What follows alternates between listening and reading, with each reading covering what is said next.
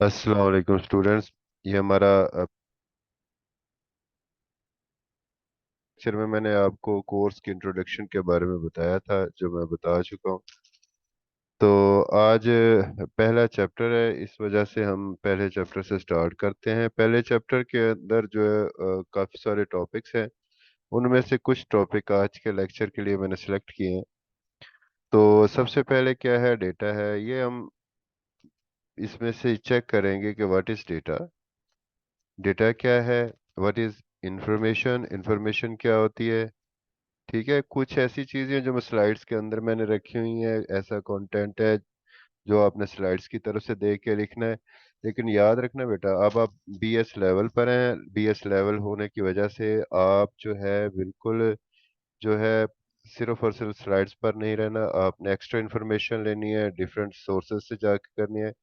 मैंने ये जितना कंटेंट किया, जाहिर बात है मैं अपना भी टाइम सेव करता हूँ, नेट से सर्च करता हूँ व्हाट इज डेटा, और उसकी जो इन्फॉर्मेशन पढ़ के उसमें लिख देता हूँ। खुद अगर मैं स्लाइड बनाने बैठ जाऊँ तो मेरे लिए भी एक हेक्टिक है। तो लेकिन मेन चीज़ जो मेन मेन उसमें से पॉइंट्स होते हैं वो मैंने कवर करने होते हैं। तो आज के टॉपिक के अंदर हमने डेटा के बारे में पढ़ना है, इंफॉर्मेशन के बारे में पढ़ना है।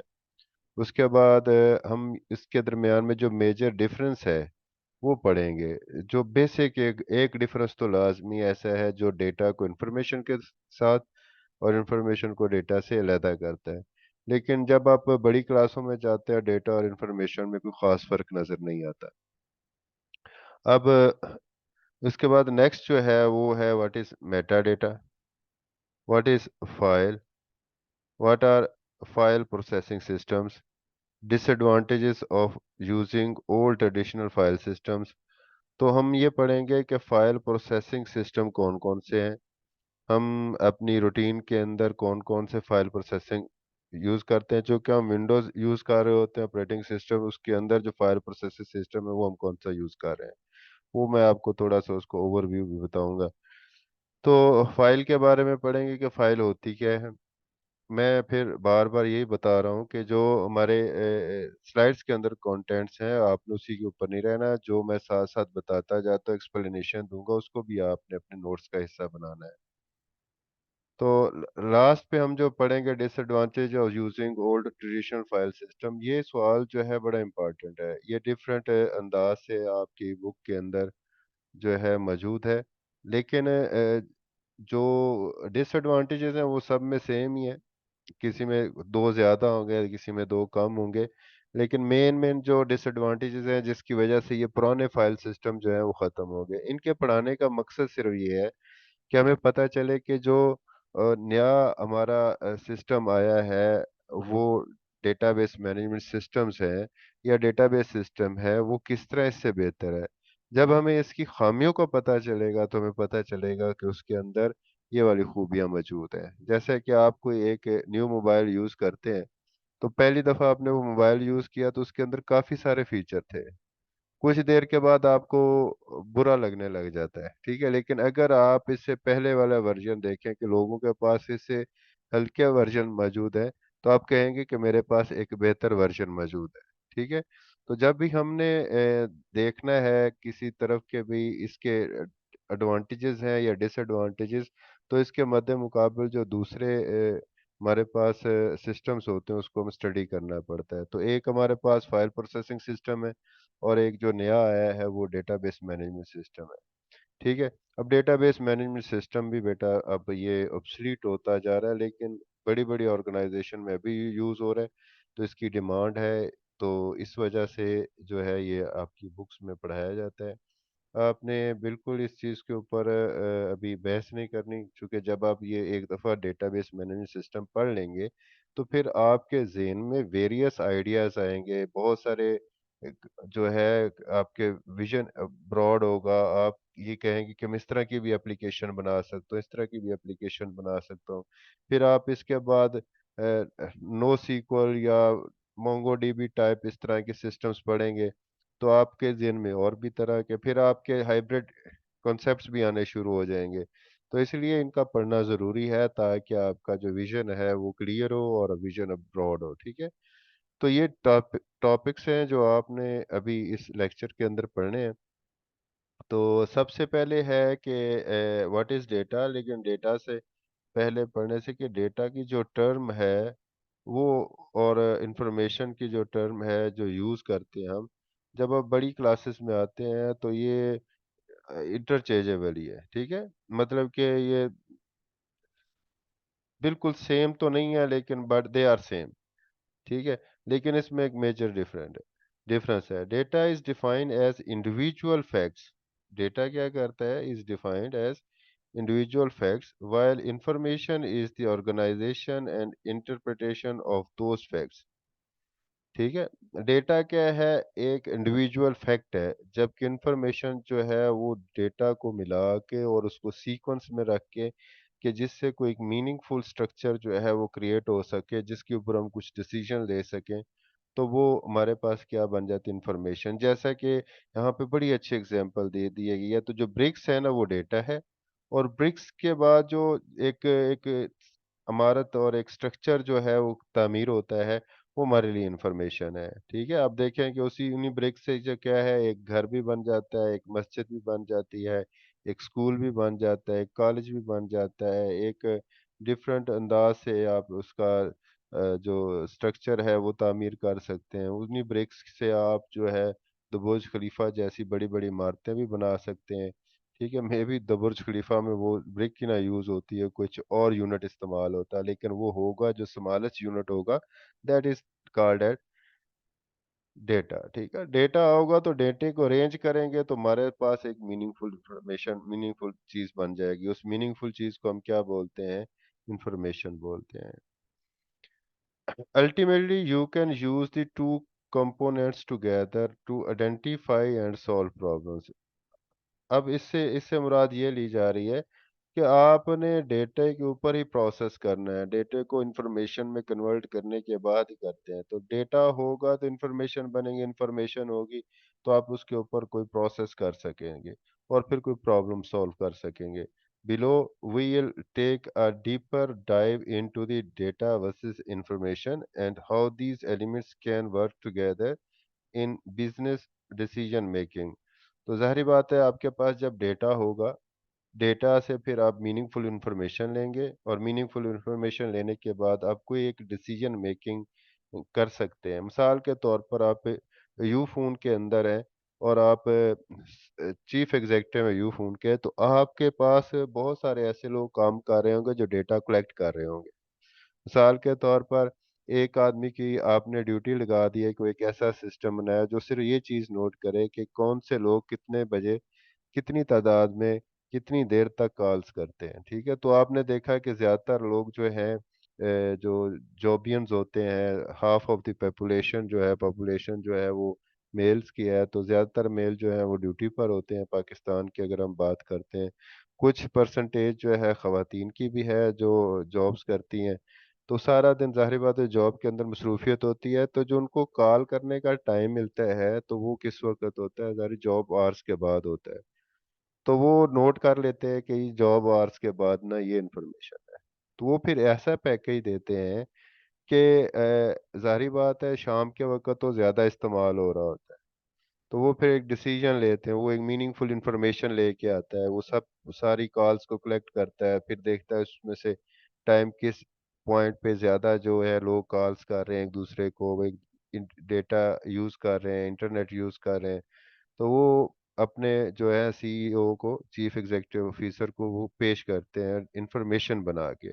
तो उस इंफॉर्मेशन पे वो डिसीजन लेता है कि चूंकि पीक आवर्स पे तो हमारा नेटवर्क बिजी रहता है और हम मैक्सिमम जो है इसे यूटिलाइज कर रहे हैं और हमें प्रॉफिट आ रहा है, लेकिन दिन के वक्त लोग कम यूज कर रहे हैं।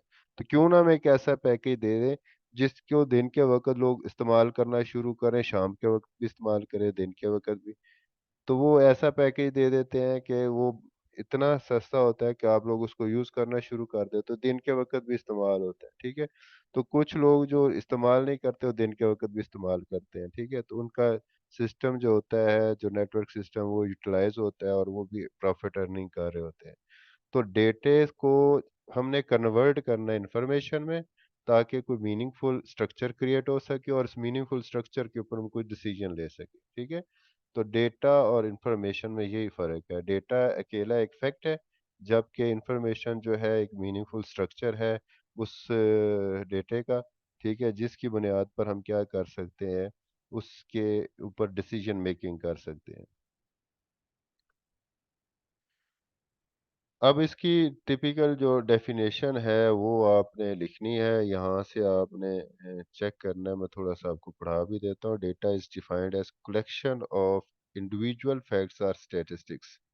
स्टैटिस्टिक्स कहते हैं अदाद व शुमार को। ठीक है। और मसलन जैसे कि मैं एक स्टैटिस्टिक्स लेता हूँ कि पाकिस्तान में कितने सूबे हैं, हर सूबे में कितनी कितनी आबादी है, मर्द कितने हैं, औरतें कितनी हैं, बच्चे कितने हैं, इस एज को एज डिवाइजर लगा देता हूँ। ठीक है। तो इस एज तो वो हमारे स्टैटिस्टिक्स होते हैं। ठीक है। फैक्ट्स कुछ ऐसी बातें होती हैं जो हमारे कल्चर में भी हैं, और हमारे जो है वो फैक्ट्स जो है न्यूमेरिकल भी हो सकते हैं और फैक्ट्स जो है क्वालिटेटिव भी हो सकते हैं। इसी तरह स्टैटिस्टिक्स जो है वो क्वालिटेटिव भी हो सकते हैं, क्वांटिटेटिव भी हो सकते हैं। ठीक है। और डेटम जो है is technically the singular from form of data. Data की जो सिंगुलर फॉर्म है वो क्या है, डेटम है। ठीक है। It is not commonly used in everyday language.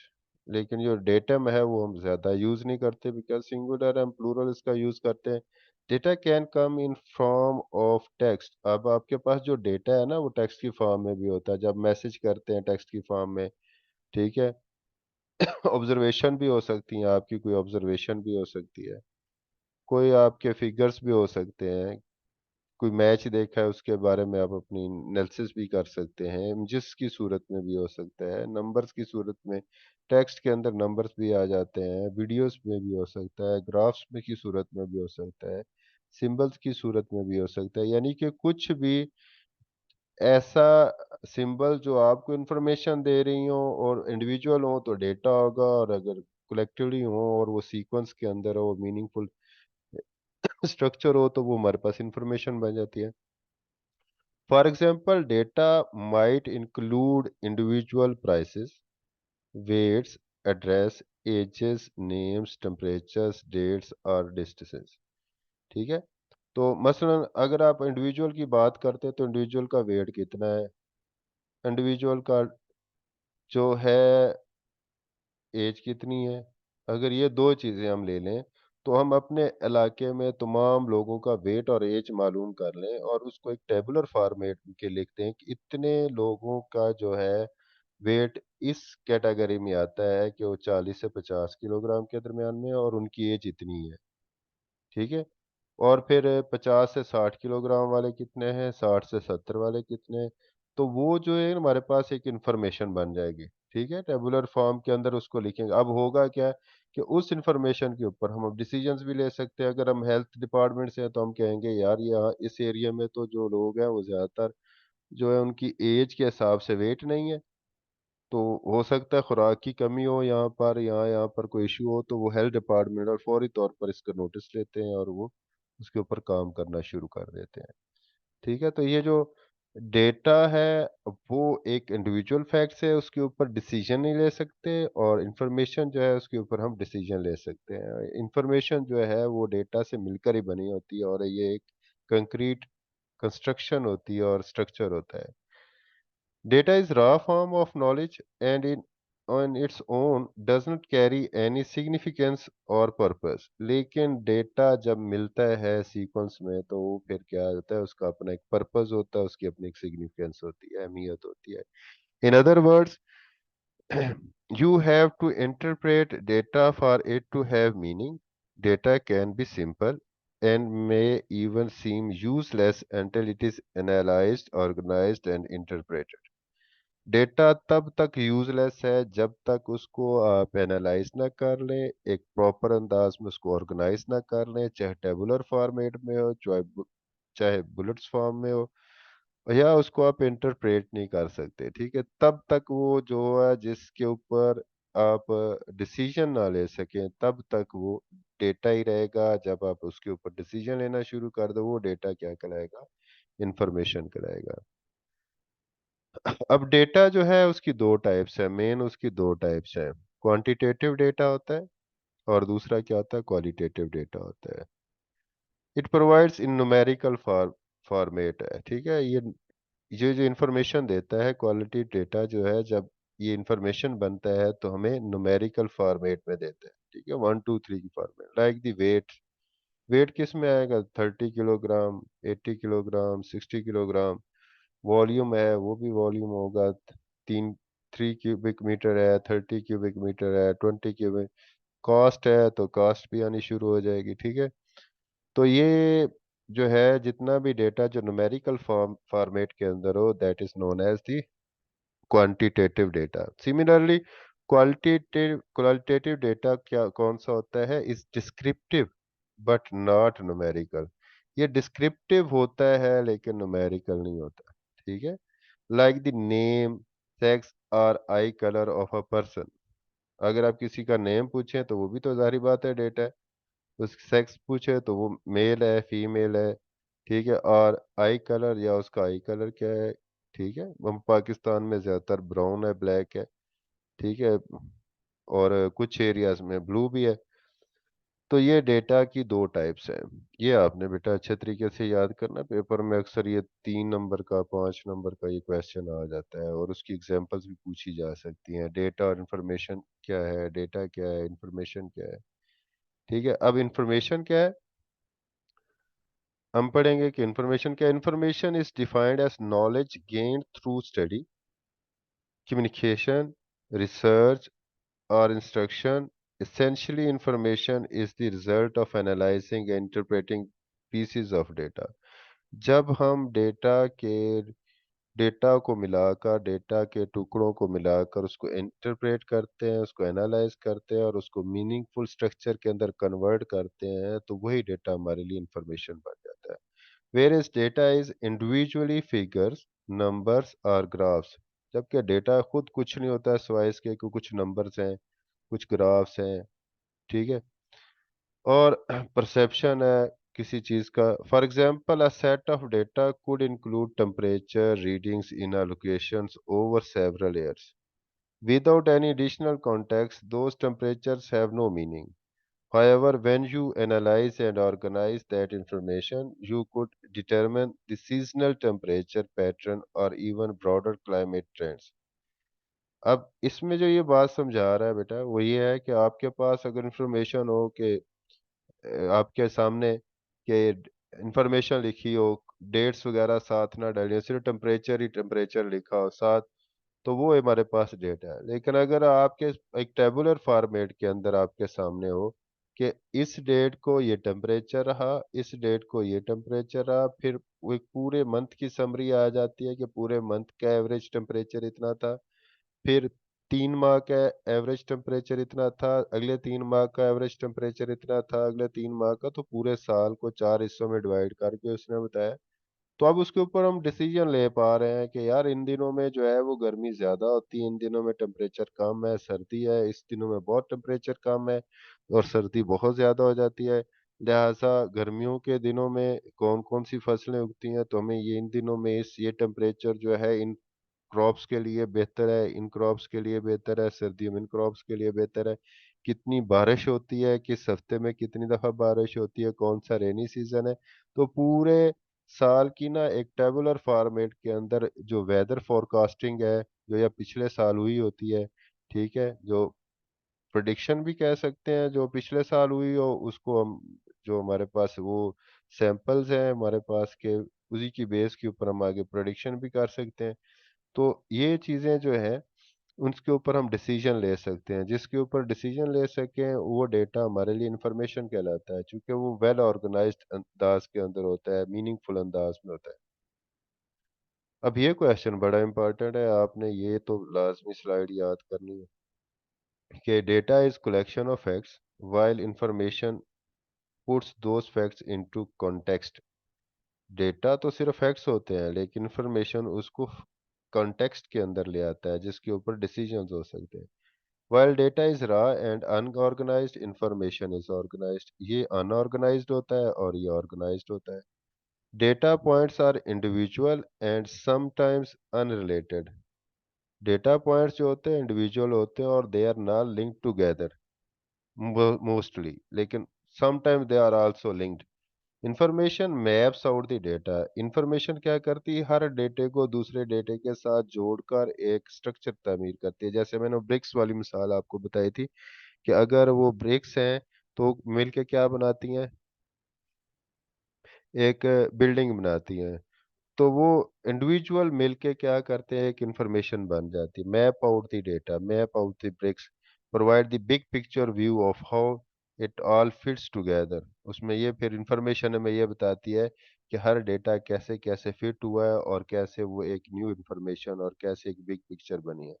Data on its own is meaningless, ये मीनिंगलेस होता है, जबकि जो इंफॉर्मेशन होती है वो एनालाइज हो सकती है, इंटरप्रेट हो सकती है और मीनिंगफुल इंफॉर्मेशन बनती है।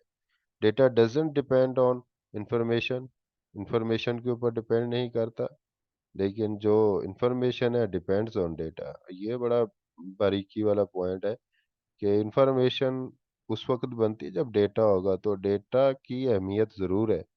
ठीक है, इसको आपने पिछली स्लाइड में तो पढ़ा, मीनिंगलेस होता है, लेकिन वो किस पॉइंट ऑफ व्यू से होता है कि वो अकेला हो तो मीनिंगलेस होता है, लेकिन अगर वो एक ऑर्गेनाइज्ड वे में हो तो फिर वो मीनिंगफुल होता है और वो उसकी अपनी एक अहमियत होती है, वर्थ होती है।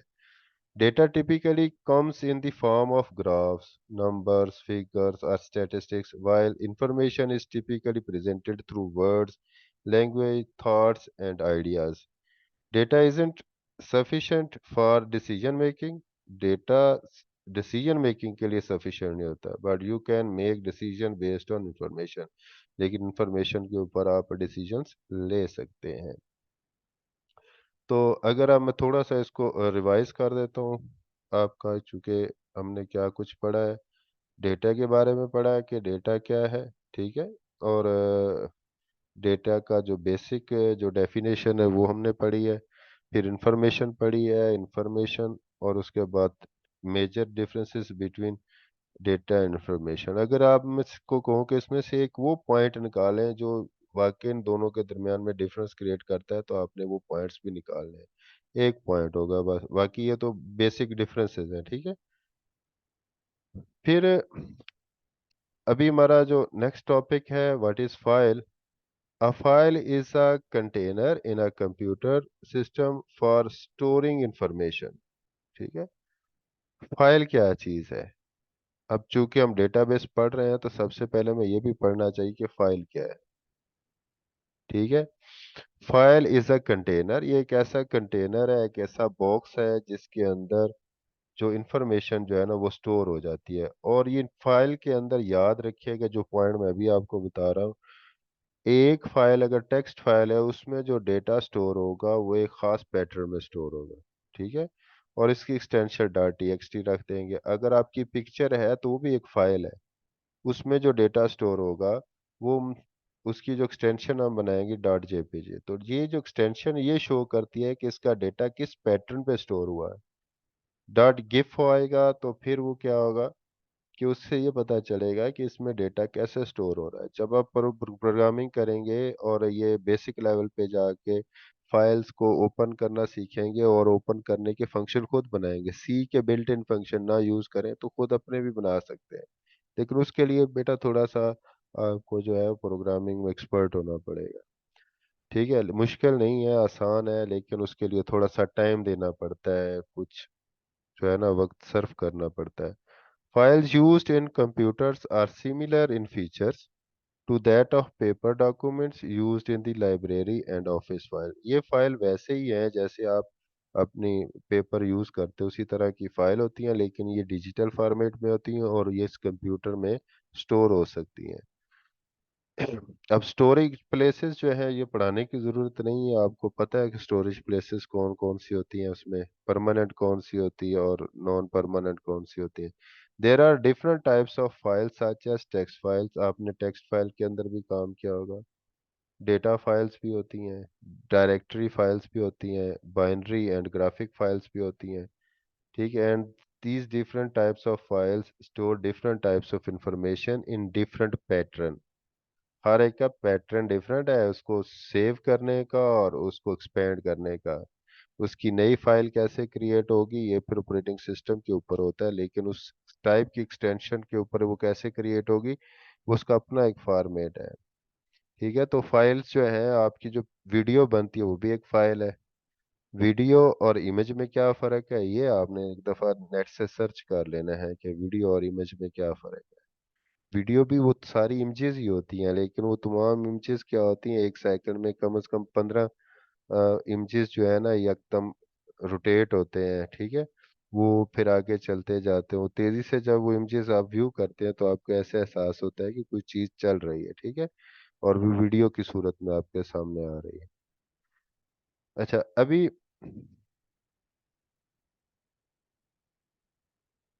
बेसिक ऑपरेशंस हमने पढ़ने हैं कि basic operation that can be performed on files are. पहला जो है वो क्रिएशन ऑफ न्यू फाइल, आप एक नई फाइल क्रिएट कर सकते हैं। जो एग्जिस्टिंग फाइल है उसके अंदर आप मॉडिफिकेशन कर सकते हैं। और आप उस फाइल के अंदर जो कुछ लिखा है उसको रीड कर सकते हैं। आप फाइल को ओपन कर सकते हैं और डिफरेंट जो है वो एट्रीब्यूट्स के साथ ओपन कर सकते हैं। Writing data to the file, आप उस फाइल के अंदर राइट भी कर सकते हैं। उस फाइल को आप क्लोज कर सकते हैं, टर्मिनेट कर सकते हैं, डिलीट कर सकते हैं। ठीक है, ये तो इस फाइल के जो बेसिक ऑपरेशन है ये आपने भी याद करने। ये सी प्लस प्लस में जब आप फाइलिंग करेंगे तो उसमें ये आपके लिए बड़ा इंपॉर्टेंट होगा। ठीक है बेटा, अब इसके बाद जो हमारे पास नेक्स्ट लेक्चर है, नेक्स्ट सॉरी टॉपिक है, that is file processing system. File processing system क्या होते हैं? ये देखिए, मैंने यहाँ पर आपको ये बताया कि जब विंडो में कोई फोल्डर ओपन करते हैं, उस फोल्डर के अंदर ये फोल्डर बने हुए हैं। फिर किसी एक फोल्डर को ओपन करते हैं तो ये फाइल आ जाती है। इस फाइल को ओपन करते हैं तो ये आपके सामने ये वाला आ जाता है। ठीक है, तो ये फाइल प्रोसेसिंग सिस्टम ही है इस विंडो ऑपरेटिंग सिस्टम का, जो आपको फोल्डर्स को, फाइल्स को मैनेज कर रहा है। ठीक है, अब इसके जहाँ पर फायदे हैं वहाँ पर बड़े बड़े नुकसानात भी हैं। वो हम फायदे और नुकसानात पढ़ेंगे और फिर ये देखेंगे कि हमें ये पुराने फाइल सिस्टम यूज़ करने चाहिए और किस हद तक यूज़ करने चाहिए, और क्या हम इनको एलिमिनेट कर सकते हैं, और एलिमिनेट करेंगे तो फिर हम कौन सा नया फाइल सिस्टम यूज़ करेंगे या कोई और डेटाबेस मैनेजमेंट सिस्टम यूज़ करेंगे। इस फाइल सिस्टम की अप्रोच क्या है, ये सारी चीज़ें हम इस टॉपिक के अंदर पढ़ेंगे। In computer sciences, file processing system is a way of storing, retrieving, and manipulating data which is presented in various files. ठीक है, अब ये डेफिनेशन के साथ में ये तस्वीर भी लगाई हुई है। ठीक है, इस ये तस्वीर के साथ साथ डेफिनेशन समझाऊंगा। फाइल प्रोसेसिंग सिस्टम को आप एफपीएस बोलेंगे। ठीक है, is a way of storing, ये आपने स्टोर करना। आपने देखा है, आप फाइल को, फोल्डर को, ठीक है, और डिफरेंट और चीज़ों को आप क्या कर सकते हैं, क्रिएट कर सकते हैं, उसके अंदर डेटा स्टोर कर सकते हैं। तो ये फाइल प्रोसेसिंग सिस्टम आपको स्टोरिंग का तरीका बताते हैं कि कैसे स्टोर होगा, उस फाइल में से डेटा कैसे रिट्रीव होगा, लेकर कैसे आएंगे, यानी कि इसके ऊपर डबल क्लिक करेंगे तो इसका डेटा आपके सामने आ जाएगा। ठीक है, हमने तो डबल क्लिक किया, लेकिन बैक एंड पे बहुत सारा प्रोसेस चल रहा होता है, जो फिर आप जब प्रोग्रामिंग करेंगे इस चीज़ की तो फिर आपको एहसास होगा कि ये बैक एंड पे कितना मुश्किल काम होता है और प्रोसेसर कितने विद इन सेकंड्स जो है आपको ये काम करके दे देता है। And manipulating data which is presented in various files, और डेटा को मैनिपुलेट करता है जो डिफरेंट फाइल्स के अंदर मौजूद होता है। और इसके अंदर ये जो डेटा पड़ा हुआ है इसको भी मैनिपुलेट करने की जो है वो फाइल प्रोसेसिंग सिस्टम्स है। सिस्टम क्या है, असल में वो एक सॉफ्टवेयर है जो आपकी फाइल्स को मैनेज करने के लिए इस्तेमाल होता है। आप इस टेक्स्ट फाइल की जगह पे आपने इमेज को भी एडिट कर सकते हैं, तो वो भी फाइल प्रोसेसिंग सिस्टम है। आप वीडियो को एडिट करते हैं, वो भी फाइल प्रोसेसिंग सिस्टम है। ठीक है, तो ये एक हमारी जो इसके अंदर है विंडोज ऑपरेटिंग सिस्टम में है, तो उसको भी फाइल प्रोसेसिंग सिस्टम जो है ये आपने चेक करना है, ये कौन सा सिस्टम, इसका वर्जन क्या है। ये क्या हम कोई नया फाइल प्रोसेसिंग सिस्टम इसमें इंस्टॉल कर सकते हैं? बेटा असाइनमेंट्स है, इसको चेक किया करें आप। ठीक है, मैं तो इस लेक्चर में इसलिए नहीं बताता कि ताकि कुछ काम आप खुद भी करें। Files are used to store various documents. All files are grouped based on their categories. इन कोई कैटेगरी पर हम कर लेते हैं, ये तो फिर हम खुद करते हैं। यानी क्लास 1 की फाइल इसमें रखेंगे, क्लास 2 की फाइल इसमें, क्लास 3 की फाइल इसमें, क्लास 4 की इसके, क्लास 5 की फाइल्स इसमें रखेंगे। तो हम कैटेगोरिकली उन फाइल्स को क्या करते हैं, अरेंज करते हैं और एक जगह पर लिख देते हैं। The files names are very related to each other. हम फाइल्स का नाम भी इस तरह का रखते हैं कि वो डेटे के रिलेटेड है। And range properly easily access the files, ताकि हम फाइल्स को एक्सेस कर सकें। In the file process system, if one needs to insert, delete, modify, store और update data, one must know entire hierarchy of the files. तो अगर किसी बंदे ने कोई डेटा इंसर्ट करना है उस फाइल के अंदर, डिलीट करना है, उसको मॉडिफाई करना है, या उस डेटे को, उस फाइल को किसी जगह पर स्टोर या उस फाइल के अंदर अपडेशन करनी है डेटे की, तो उसको ये पता हो कि उसकी हायरार्की क्या है वो फाइल की। ठीक है। तो फाइल्स कहाँ पे पड़ी होती हैं, आप फोल्डर्स के अंदर रखते हैं, फोल्डर्स नहीं तो किसी स्टोरेज स्टोरेज प्लेस पे भी रख सकते हैं। तो फोल्डर खुद भी किसी स्टोरेज प्लेस पर होता है। ठीक है। तो ये फाइल प्रोसेसिंग सिस्टम के बारे में मैंने आपको पढ़ाया। अब disadvantages of old traditional file system, ये बेटा बड़ा इंपॉर्टेंट है, बहुत इंपॉर्टेंट है। ठीक है। ये आपने मुझे बताना है कि कितना इंपॉर्टेंट है। ठीक है। आपने अगर 5 साल पुराने पेपर चेक करें तो ये क्वेश्चन रिपीटेडली आ रहा है। मैंने एफएससी के भी पेपर चेक किए हैं मुख्तलिफ बोर्ड्स के, उसमें भी है। बीएसआईटी के भी चेक किए, उसमें भी है। बीएससीएस के पेपर्स चेक किए हैं, उसके अंदर भी है क्वेश्चन, ये लास्ट में आ रहा है। ठीक है। अब जो पुराने फाइल सिस्टम है उसमें जो डेटा का एक्सेस टाइम है वो बहुत स्लो है। Presence of redundant data, data duplicate है। रिडेंडेंट का मतलब होता है डुप्लीकेशन ऑफ द डेटा। ठीक है। Same data can be present in two और मोर फाइल्स। ठीक है। अब एक ही नाम की फाइल है, मिसाल के तौर पर आप कॉलेज में है। ठीक है। कॉलेज में जब आप आए तो आपने अपना एडमिशन फॉर्म फिल किया, और एडमिशन फॉर्म फिल करके कॉलेज की एडमिनिस्ट्रेशन को दे दिया, वो डायरेक्ट आप कॉलेज में यहाँ पर दे दिया। ठीक है। आपका एडमिशन कंफर्म हो गया। इन्होंने ये वाला जो है वो लाइब्रेरी डिपार्टमेंट को दे दिया। ठीक है। इन्होंने ये वाला डेटा जो है, मसला आपने कंप्यूटर साइंस में लिया तो ये कंप्यूटर साइंस डिपार्टमेंट को भी ये डेटा दे दिया। यानी कि आपका ये डेटा यहाँ से यहाँ भी चला गया और यहाँ से यहाँ भी चला गया।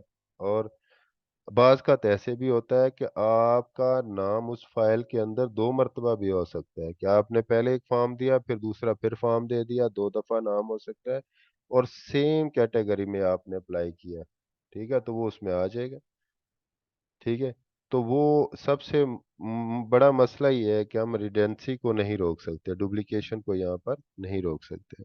इनकंसिस्टेंट डेटा क्या होता है, कि मिसाल के तौर पर अगर आपने अपना फॉर्म फिल करते हुए आपने अपना नाम लिखा और अपना जो बे फॉर्म है वो आपने मिस प्रिंट कर दिया। ठीक है।